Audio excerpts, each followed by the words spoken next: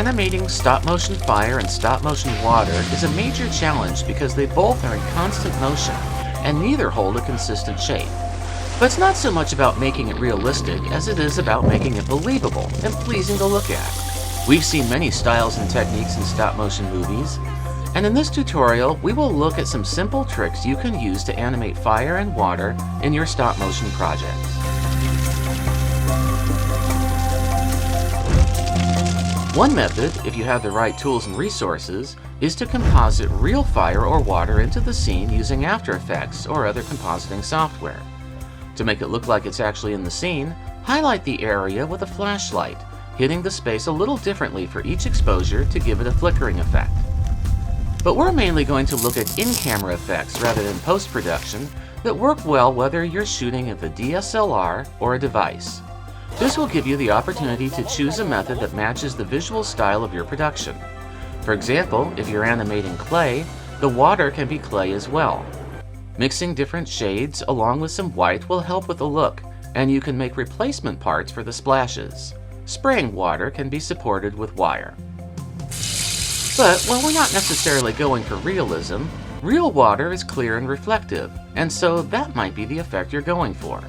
This can be done with cellophane wrap for the spray, and hot glue can be used to create splashes and water droplets.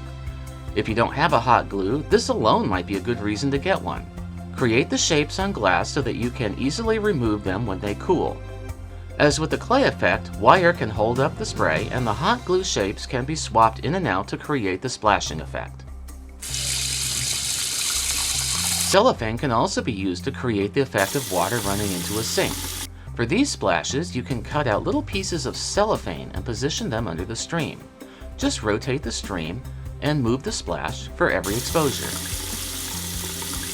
To show a sink full of water, I'm first going to insert a piece of hard, clear plastic at the level of the water. For the water, I'm using inexpensive clear hair gel. So now for each exposure, the cellophane is rotated and the gel is mixed around like turbulent water.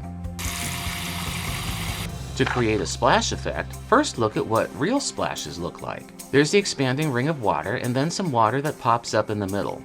Let's do this with replacement animation, creating each stage of the splash with hot glue.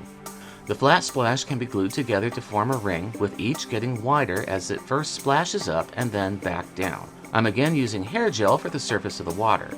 Each hot glue stage is swapped in and out, and outward rings are formed as the splash expands.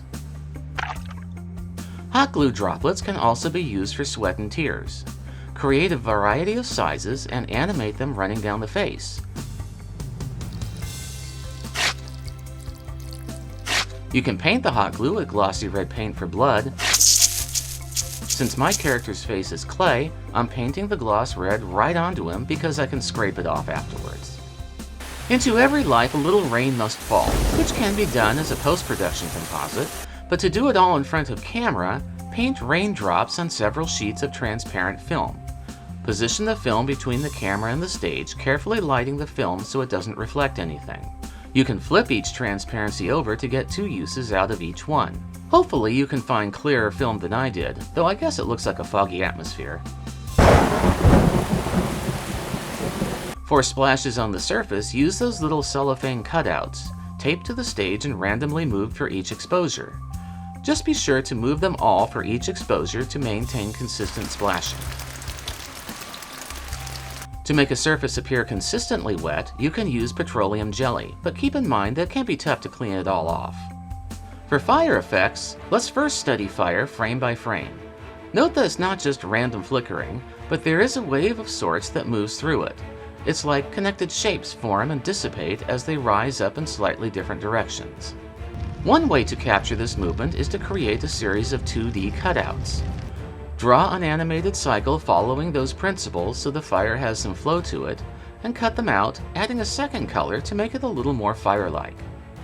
And make a lot of them so the cycle isn't too obvious. For mine, I'm making 20 of them.